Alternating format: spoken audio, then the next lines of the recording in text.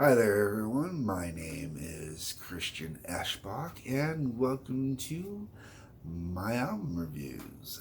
We are going to do another triple shot for the next three reviews, and this time the triple shot is going to be Van Halen.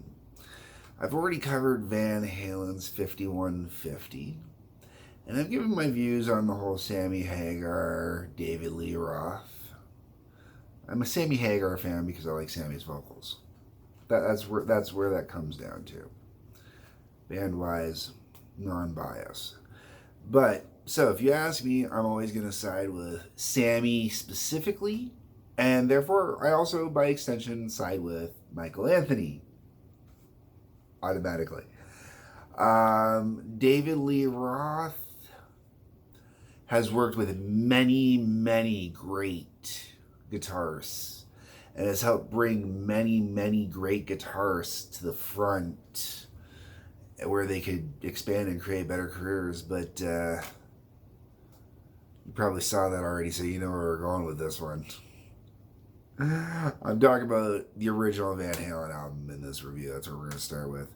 So I started with the first Sammy album. I'm going to now start my triple shot featuring the first David Lee Roth album. All right, so David Lee Roth, Eddie Van Halen, Alex Van Halen, and Michael Anthony. Now, Michael Anthony to me is an unsung hero of bass in rock and roll.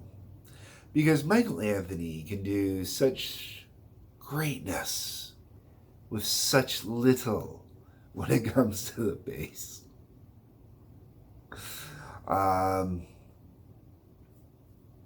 And I'll explain a little bit as I get this album. Now, as much as I will say that Sammy is my favorite part of the Van Halen era, this is actually my favorite Van Halen album. They're really, exception of one song, there isn't a song on this album that I don't like, that I thoroughly dislike. There's one song I'm a little about, but this is a surefire album beginning to end. Honestly, it is. So let me get into it here. Let's just start. Running with the Devil. So believe it or not, my graduating high school yearbook, next to my grad photo, it says song that most describes me, Running with the Devil. Yes, it does. High school, good times. So when I was talking about Michael Anthony earlier and that simplistic bass, I mean, you get that cool car horn at the beginning of Run with the Devil, but then it just goes into just simple E note on the bass. Doom, boom, boom, boom, boom, boom, boom, boom. Then you get that big.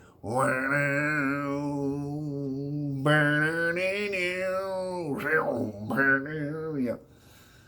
Now, this album is why I both like and dislike David Lee Roth.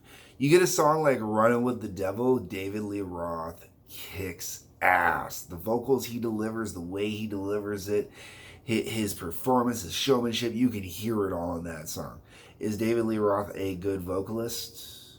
He's a good vocalist. Is he a good singer? No. He's not bad, but he's not great. Like he's still from that old school age where you didn't have to be pitch perfect and you didn't have to be perfectly on tune when you sang a song. You just had to make sure it sounded good. All right. Running with the Devil, though, man, there's so much about this song. It's great. It is to me, it is one of, Running with the Devil, probably definitely a top 20 song for me. Like if I put together a list of songs that I had to have for the rest of my life, Running with the Devil quite possibly would end up on that song just because it is such a cool song. It is a song I'd love to play live. I've never been able to, but I also have never had to worry about playing it on guitar. And yeah, I did think about breaking out the bass for this one just a little bit to do that boom, boom, boom, boom, boom. But, nah. Okay. Running with the Devil is followed up with the legendary guitar solo, Eruption. Okay. So, this is one of those songs where, yeah, you can definitely kind of feel how it got its title with Eruption. I like it, okay? It's a great solo. When it's playing on the album, it's fantastic. I'm not going to turn down. I'm not going to say no to Eruption. Who's going to say no to Eruption while it's playing? No one's going to say no because it's great.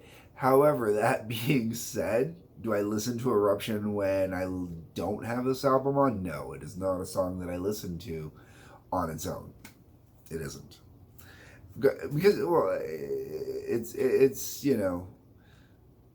Eddie wanking off, but it's Eddie wanking off by himself. You know what I mean? And it's not like when John Five does a solo, is doing a guitar solo track or anything like that. It's just Eddie, nothing else. That goes in, which isn't to diminish anything, okay? Like, let's be clear. This is a fantastic guitar solo. It's just that. It's a guitar solo. Totally solo. Not a guitarist doing a solo project. It's a guitar solo. Itchy nose. Allergy day. Alright. After that, we get into You Really Got Me. I like You Really Got Me. I like the original Kinks version. I like the Van Halen version. And I convinced one incarnation of a band I've been in to play it live, and I enjoyed playing it live. I think it's a fun song. It is. It really is a good tune. That and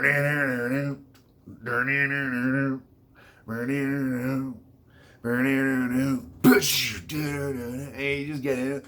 It's great, man. It's got great chemistry, great everything to it, man. You get a little crunch on that. Fun tune. It'll really, the lyrics, it's not like the lyrics are overly complicated, right? Now, those three songs, they really get the album going good, and they're great. One is the legendary standout solo. You Really Got Me is, I think was their first music video. Running with the Devil's another one. It's from the same time period. It also still gets a lot of radio play. So right there, you got three really good tracks getting you going. But the album really, honestly, kind of keeps going from there, and it keeps moving around and shifting, and it keeps taking you into different places, which is really cool. Because after that, you get into Ain't Talking About Love, and Ain't Talking About Love, really good kind of in-your-face, brashy kind of song, and really kind of honest and raw and pure, and just I like one of the things that's really cool about Van Halen is the dual vocals, because Michael Anthony really is a great backup vocalist as well. Sammy Hagar will rave about him all the time. And you don't hear about it so much in early Van Halen because a lot of it would have been double tracking of David and stuff like that. But in live and whatnot, Michael would have to do a lot of the backings as well. And when you hear songs like Ain't Talking About Love, where you can actually hear the double vocals and stuff like that going in, it sounds really good on the choruses and that when you're going. And it really fills it out. And honestly, as much as I never give Eddie Van Halen the props that he really honestly deserves, because when I really started getting into music and started paying attention and reading music and stuff like that and paying attention to transcripts and that, and I was looking at people like Steve Vai and Joe Satriani and stuff like that, and Dimebag Darrell was getting really huge at that time, and I know Dimebag Darrell definitely took from Eddie, right? But I liked Eddie, but I always thought Eddie was kind of a little bit overrated, or a little too stroke in it, you know what I mean? There was other guitarists out there that could definitely lay it down just as good, if not better. But because of that, I tend not to give him the props he deserves. And it's also because a lot of his best songs don't have his best guitar work, or some of the more standout parts are, the great nuances. Like, as much as I love Running with the Devil, it doesn't have, like, it's a great guitar song, don't get me wrong. But there's certain nuances, like when you're listening to Ain't Talking About Love, that Eddie does in there that aren't in Run with the Devil. And there's just a certain harsh and roughness, It's really cool. And Eddie really does have it. In this point, on this album, there is a lot of different vibe, a lot of different feel. Because Ain't Talking About Love is definitely very much a rocker kind of tune. And when I say a rocker kind of tune, I mean, like, we're talking like AC/DC, later Bon Scott era, real rocker kind of in your face kind of tune. After that, we go into I'm the One. I'm the One. Great song when you're listening to the album. Really good tune. Once again, Eddie, great guitar work on this song. I honestly always kind of just forget about the song when I'm not listening to the album. And it's really the only song on the album that I forget about. And it's not that I dislike the song, because when I was talking in the beginning about a song that I'm not a fan of or I dislike or, blah, blah, blah, it wasn't I'm the One. I really do like I'm the One when I'm listening to the album. It's really cool, good, fun tune. It just, it's a good album cut kind of thing. After that, we get into Jamie's Crying. Believe it or not, after Running with the Devil, this might actually be my favorite song on this album. And it's purely because I love those choruses, man. Once again, back to that dual vocal on the choruses, that Michael Anthony, David Lee Roth kind of going on there. I know there was some more in there as well, but oh, Jamie's crying. And the best part about it is, that it wasn't pitch perfect, and it's not exactly, but they kind of harmonize within themselves. Michael Anthony definitely harmonized much better with Sammy than he does with David.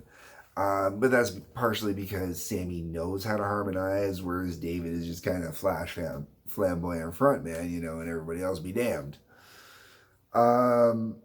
But, like a lot of the nuances in that, and as I'm ripping on David Lee Roth, I really do love his delivery the whole way around on this song. Like, he has some real emotion, some real passion. Like, this is one of the songs you can really feel he's telling that kind of story,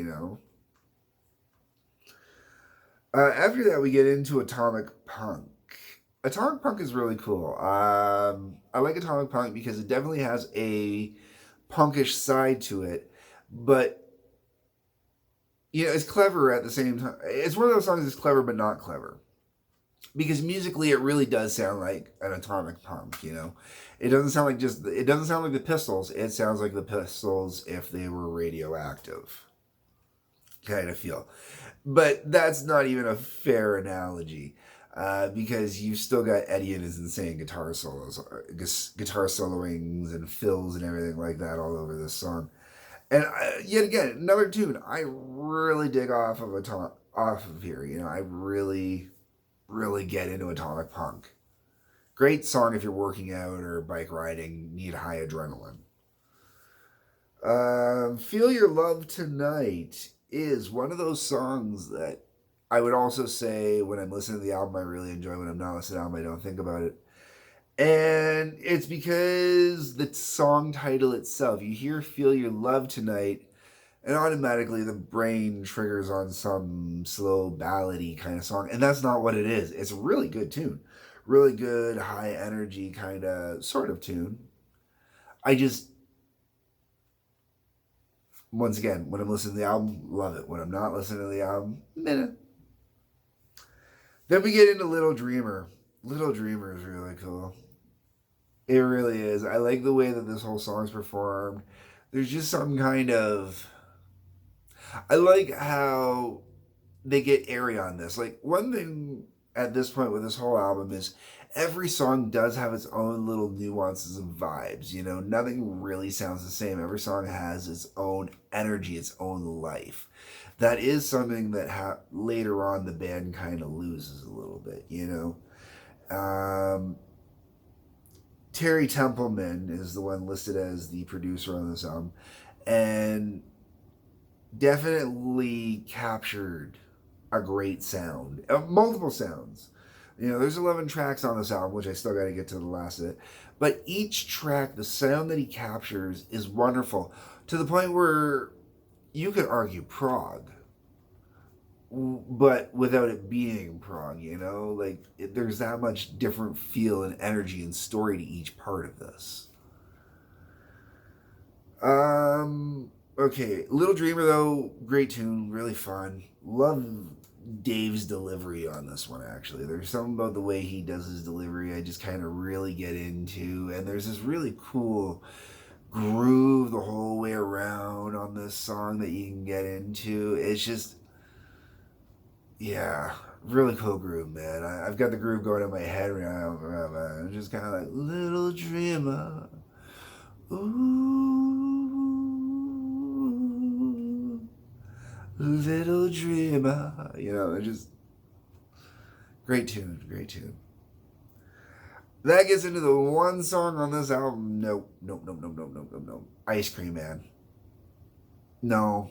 I don't like when Dave likes to get into this whole old school scatty kind of showmanship kind of style of doing stuff where he's kind of like channeling his inner Mel Torme and you know, Dean Martin and Sammy Davis Jr. and, you know, the whole Rat Pack thing going on there. And he just kind of, when he starts getting into a ska, I like ska. I mean, I can appreciate a good ska. And it is honestly because of David Lee Roth that I can appreciate a good scat to help fill in a spot.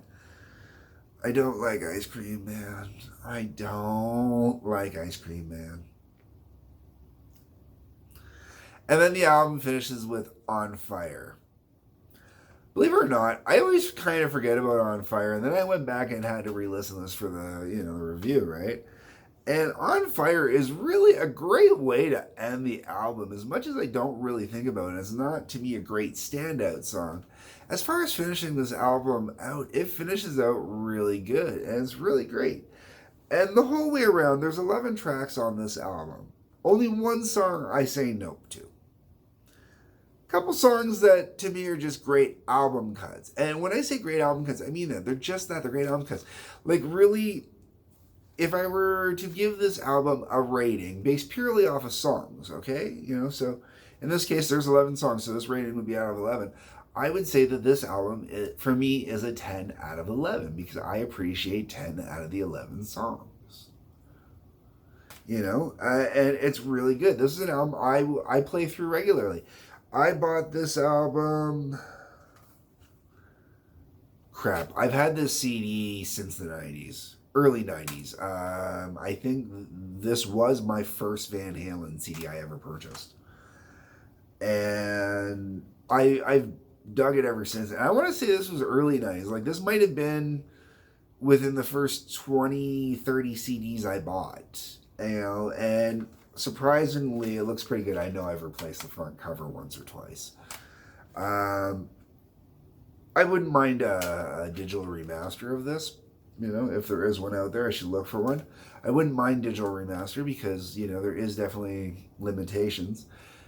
But fantastic album. And if you've never bought a Van Halen album, if you've never owned Van Halen, this is a great spot to start. You know, 5150 is the perfect spot to start for Sammy. This is the perfect spot to start for David Lee Roth, and considering it's the beginning for both of them, it's not just perfect to start there, but I honestly, this, like I said, this is my favorite Van Halen album still to this day, just based on the amount that I listen to it. Just based on the amount it finds its way into my CD player. And yet, I still prefer Sammy. Go figure. Anyways, folks, that's it. That's my views on the very first Van Halen album. We're going to say it's called self-titled, whatever. Anyways, let me know what you think. Leave me comments below. Otherwise, peace, love, take care.